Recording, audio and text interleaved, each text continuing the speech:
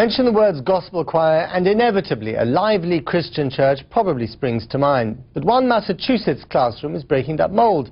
At Tufts University outside Boston, a professor called David Coleman is teaching students of all faiths to worship together without reserve or restraint. In his first-person account, Coleman talks about the class, which has become such a hit, and the message that he hopes the students will take away from it.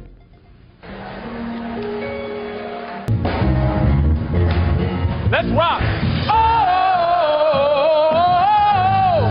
who is like the Lord? I learned that the secret to capturing an audience is be yourself, be honest, tell your story. Don't tell somebody else's story. Don't try to be somebody else. Don't try to do something else. I grew up Catholic in an African-American Catholic church, so my earliest memories of church music were always gospel music. When I reached the age of about 16 years old, I started to play for my choir, and that's how I first started getting into gospel music.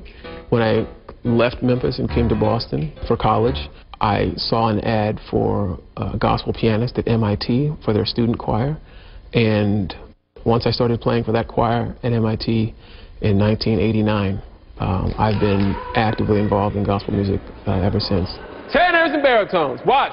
The year that I came to gospel choir in 2006, the choir was about 60 strong.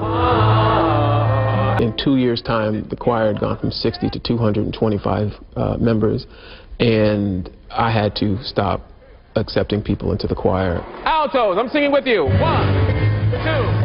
By the end of my first semester, word had gotten around about what I was talking about, what I was doing, about my open sharing, and about my invitation to people of all faiths, all walks of life, and people with no faith.